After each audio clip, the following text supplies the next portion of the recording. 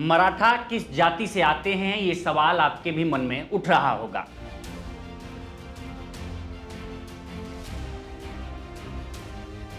ऐतिहासिक काल से ही जो जाति प्रभावशाली रही वो आज ओबीसी में शामिल होना चाहती है और वो खुद को ओबीसी से जोड़कर देख रही है।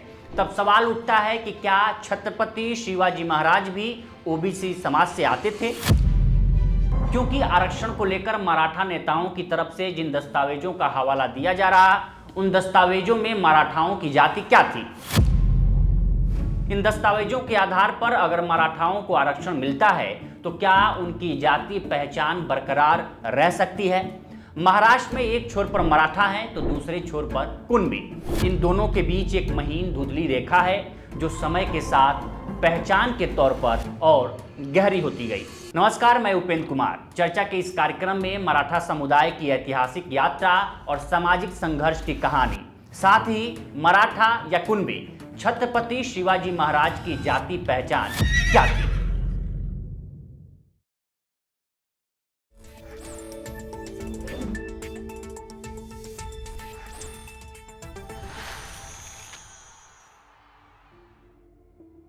मराठाओं का उदय मुख्य रूप से 16वीं शताब्दी के आसपास माना जाता है। उनका उदय जाति के आधार पर नहीं बल्कि भाषा के आधार पर हुआ। जो भी मराठी भाषी थे वो मराठा कहलाए, लेकिन इससे पहले उनकी सामाजिक संरचना एक कृषक वर्ग की थी जिनकी जाति पहचान कुणबी थी।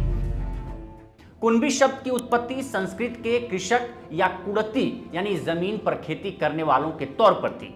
कुणबी एक कृषक समुदाय था जो महाराष्ट्र, गुजरात, मध्य प्रदेश और कर्नाटक में खेती और ग्रामीण अर्थव्यवस्था से जुड़ा था। स्टीवर्ट गार्डन की किताब द मराठा 16 to 1818 में बताया गया है कि कुणबी ऐतिहासिक रूप से द्रविड़ या स्थानीय आदिवासी समूहों से उत्पन्न हुए जो बाद में वैदिक संस्कृति में समाहित हो गए। मराठा समुदाय इसी कुणबी समुदाय का हिस्सा था जो 17वीं सदी में सैन्य और सामंती भूमिकाओं के माध्यम से उभरा। मराठा शब्द का अर्थ महान राठा यानी योद्धा माना जाता है, जो उनकी क्षत्रिय पहचान को दर्शाता है। रोजालिंड ओ हेनलॉन की किताब कास्ट कॉन्फ्लिक्ट एंड आइडियोलॉजी में तर्क दिया गया है कि मराठा और कुणबी के बीच सामाजिक सीमाएं धुंधली थी और कई कुणबी परिवारों ने सैन्य सेवाओं के जरिए मराठा पहचान अपनाई। उस वक्त सामाजिक और आर्थिक स्थिति मजबूत करने का एकमात्र तरीका सेना में भर्ती होना था। 16वीं शताब्दी में बीजापुर, अहमदनगर और गोलकुंडा स्वतंत्र साम्राज्य थे जो बहमनी राज्य के बिखराव के बाद अस्तित्व में आए थे। इन साम्राज्यों के अधीन कुणबी समुदाय के पुरुषों ने सेना में नौकरी शुरू की। जो कुणबी युवक युद्ध कौशल और स्ट्रैटेजी में माहिर होता था उसे खुश होकर साम्राज्य की तरफ से सामंत और जागीरदारी दे दी जाती थी। महाराष्ट्र में संख्या धीरे धीरे बढ़ती गई, जिसमें कुछ कुणबी समुदाय के लोगों की आर्थिक स्थिति मजबूत होती गई और वो कृषि से उठकर राजाओं के अधीन प्रशासनिक क्षेत्रों में सेवा देने लगे। इनके बीच वैवाहिक संबंध भी जागीरदारी के आधार पर होने लगे, यानी दो कुणबी परिवारों के बीच तभी वैवाहिक संबंध बनेंगे जब आर्थिक, सामाजिक और जागीरदारी तौर पर बराबर होंगे। इसकी वजह से कुणबी समुदाय के बीच एक बारीक रेखा खींची जाने लगी। धीरे धीरे इन सामंतों ने खुद का क्षत्रियकरण करना शुरू कर दिया। इन्होंने वैदिक संस्कृति अपनाई और हिंदू रीति रिवाज के मुताबिक ये खुद को क्षत्रिय बताने लगे।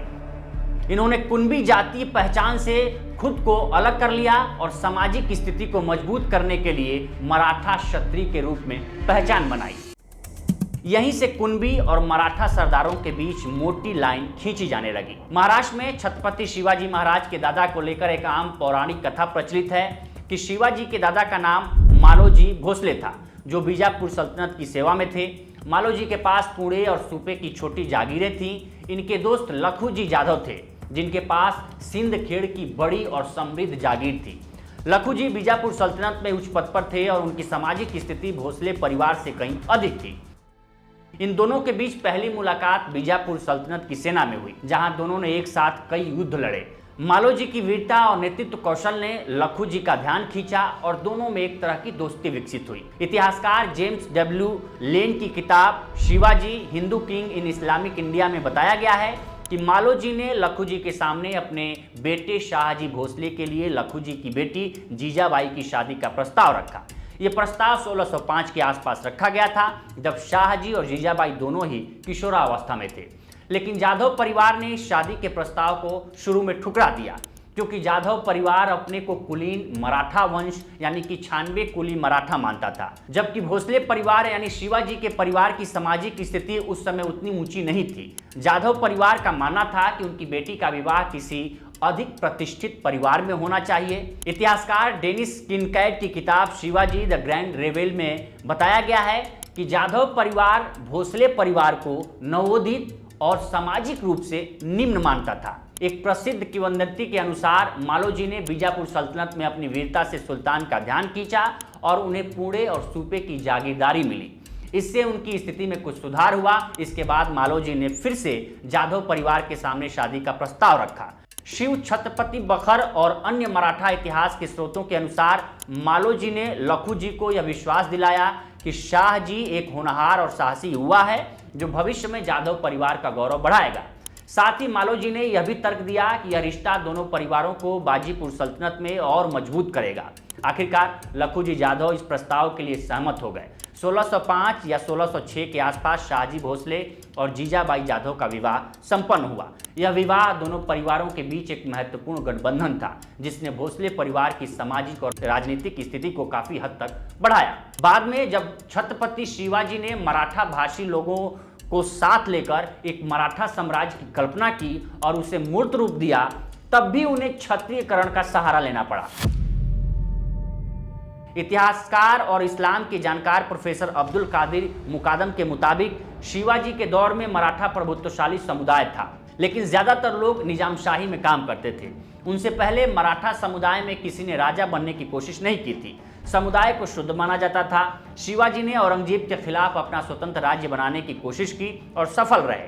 वो मराठों में राजा का ओहदा पाने वाले पहले थे, इसलिए उनके लिए ये जरूरी था कि हिंदू परंपरा के मुताबिक उनका राज्याभिषेक हो और लोगों से मान सम्मान के अलावा उनकी राजशाही को धार्मिक मान्यता मिले। धर्म के अनुसार राजा बनने का अधिकार सिर्फ क्षत्रियों का था। ब्राह्मणों ने शिवाजी को क्षत्रिय मानने से इनकार कर दिया था। ऐसे में शिवाजी ने जाति प्रथा की इस व्यवस्था से निकलने की कोशिश की। उन्होंने काशी के मान्य ब्राह्मण गागा भट्ट को बुलवाया। गागा भट्ट ने आकर दावा किया कि शिवाजी राजस्थान के क्षत्रिय जाति के सिसोदिया परिवार के वंशज हैं। इस दावे को मान लिया गया और शिवाजी की बदौलत पूरे मराठा समुदाय को क्षत्रिय होने का दर्जा मिला और एक मराठा पहचान मिली जो इनकी मूल जाति कुणबी से अलग हटकर अस्तित्व में आई। आगे भी मराठा समुदाय ने अपनी सामाजिक और राजनीतिक स्थिति को मजबूत करने के लिए क्षत्रिय पहचान पर ही जोर दिया, जबकि कुणबी को शूद्र वर्ण और कृषक समुदाय के रूप में देखा गया। लेकिन शिवाजी के शासन में कई कुणबी परिवारों ने भी अपनी स्थिति को क्षत्रिय के रूप में उन्नत किया, यानी बढ़ाया, जिससे मराठा और कुणबी के बीच रोटी बेटी का रिश्ता जुड़ा। लेकिन यह सीमित क्षेत्रों मराठवाड़ा और विदर्भ के इलाकों में ही था। ब्रिटिश औपनिवेशिक काल में भी मराठा सामंतों और जमींदारों ने अपनी क्षत्रिय पहचान को और मजबूत किया, जबकि अधिकांश कुणबी ग्रामीण क्षेत्रों में खेती पर निर्भर रहे। 19वीं सदी में ज्योतिबा फुले ने कुणबी और अन्य गैर ब्राह्मण समुदायों को संगठित करने के लिए सत्य शोधक समाज की स्थापना की। उन्होंने कुणबी समुदाय को शूद्र के रूप में वर्णित किया और ब्राह्मणवादी वर्चस्व के खिलाफ आवाज उठाई। ये कुणबी समुदाय की सामाजिक जागरूकता बढ़ाने में महत्वपूर्ण था। ब्रिटिश औपनिवेशिक प्रशासन ने मराठा और कुणबी समुदायों को अलग अलग वर्गीकृत किया। 1901 की जनगणना में मराठवाड़ा और विदर्भ जैसे क्षेत्रों में मराठा कुणबी को एक ही समूह के रूप में दर्ज किया गया, लेकिन अन्य क्षेत्रों में कुणबी को कृषक जाति के रूप में वर्णित किया गया, जबकि मराठा अभिजात वर्ग को क्षत्रिय माना गया। भारत की स्वतंत्रता के बाद 1990 के दशक में मंडल आयोग की सिफारिशों के बाद कुणबी समुदाय को कई क्षेत्रों में अन्य पिछड़ा वर्ग यानी ओबीसी के रूप में मान्यता दी गई, जबकि सामाजिक और आर्थिक रूप से प्रभावशाली माने जाने वाले मराठा समुदाय को ओबीसी श्रेणी से बाहर रखा गया। यहीं से मराठा आरक्षण आंदोलन की नींव पड़ी। वरिष्ठ पत्रकार और मराठा आरक्षण आंदोलन पर बारीक नजर रखने वाले संजय मिस्किन के मुताबिक मराठों को आरक्षण देने की मांग सबसे पहले 1981 में उठाई गई, जब मथाड़ी कामगार यूनियन के नेता अन्ना साहेब पाटिल ने इसके लिए संघर्ष शुरू किया था। तब तक मराठा समुदाय के लोग सक्रियता से इन आंदोलनों में शामिल नहीं हुए थे। आर्थिक रूप से पिछड़े होने और कृषि क्षेत्र के संकट का सामना करते रहने के बावजूद तब तक मराठा समुदाय को आरक्षण की मांग तेज करने की जरूरत महसूस नहीं हुई थी। तब मराठा समुदाय आर्थिक तरक्की और स्थानीय सत्ता पर बढ़त के बीच फर्क कर पाने में नाकाम रहा था। वो कभी भी खुद को पिछड़ा कहलाना पसंद नहीं करते थे। मराठा आंदोलन 22 मार्च 1982 को अन्ना साहब पाटिल के नेतृत्व में शुरू किया गया। इस दिन मराठा समुदाय को आरक्षण देने की मांग को लेकर मुंबई में एक विरोध प्रदर्शन हुआ। उस समय बाबा साहब भोसले महाराष्ट्र के मुख्यमंत्री थे। इस विरोध प्रदर्शन के बाद तत्कालीन राज्य सरकार को इन मसलों का अंदाजा हो गया था और मराठों को आरक्षण देने का वादा भी किया गया, लेकिन बाबा साहब की सरकार गिर गई और आरक्षण का वादा फिर पूरा नहीं किया जा सका। अगले दिन अन्ना साहब पाटिल ने अपने आत्मसम्मान की वजह से खुद को गोली मार ली, क्योंकि उनको समझ में नहीं आ रहा था कि वो अपनी समुदाय को क्या जवाब देंगे। मिस्कन बताते हैं कि सच्चे अर्थों में कहें तो उसके बाद से ही मराठा समुदाय ने आरक्षण के लिए अपना संघर्ष शुरू किया। जानकारों का मानना है कि मराठा आंदोलन ने मराठा और कुणबी को एक ही समुदाय के रूप में प्रस्तुत करने की रणनीति अपनाई। मनोज जरांगे पाटिल जैसे नेताओं ने दावा किया कि मराठा समुदाय को कुणबी के रूप में ओबीसी कोटे के तहत आरक्षण दिया जाना चाहिए। इसके लिए उन्होंने ऐतिहासिक दस्तावेजों जैसे 1901 की जनगणना और हैदराबाद सरकार के रिकॉर्ड का सहारा लिया, जिसमें मराठा कुणबी को एक ही समूह के रूप में दर्ज किया गया था। मनोज जारंगे पाटिल ने मांग की कि सभी मराठा समुदाय के लोगों को कुणबी प्रमाण पत्र जारी किया जाए ताकि वे ओबीसी कोटे का लाभ ले सके। इसके बाद फडणवीस सरकार ने गायकवाड़ आयोग का गठन किया। इस आयोग ने साल 2018 की अपनी रिपोर्ट में मराठा समुदाय को सामाजिक और शैक्षिक रूप से पिछड़ा माना और 16% आरक्षण की सिफारिश की, जो बाद में सुप्रीम कोर्ट ने 2021 में रद्द कर दिया। एकनाथ शिंदे के मुख्यमंत्रित्व काल में भी मराठा आरक्षण का मुद्दा उठा, जिसके बाद सरकार ने मराठवाड़ा और विदर्भ में लाखों मराठा समुदाय के लोगों को कुणबी प्रमाण पत्र जारी किए ताकि वे ओबीसी का लाभ उठा सके। फिर 2024 में सुनील बी शुक्रे आयोग मराठा समुदाय के पिछड़ेपन की पुष्टि की, जिसके आधार पर 10% आरक्षण विधेयक पारित हुआ विधानसभा में, लेकिन सुप्रीम कोर्ट के 50% आरक्षण सीमा के कारण इसे लागू करने में चुनौतियां हैं। लेकिन कुणबी प्रमाण पत्रों का वितरण मराठवाड़ा और विदर्भ में तेज किया गया ताकि मराठा समुदाय ओबीसी कोटे का लाभ ले सके। महाराष्ट्र में कुणबी प्रमाण पत्रों के वितरण ने सामाजिक तनाव को और बढ़ाया है। ओबीसी समाज को लगता है कि इससे उनकी हिस्सेदारी कम हो सकती है। ऐसे में सवाल है कि क्या मराठा और कुणबी की धुंधली रेखा के बीच आरक्षण की लड़ाई उनकी ऐतिहासिक पहचान को नया रूप देगी।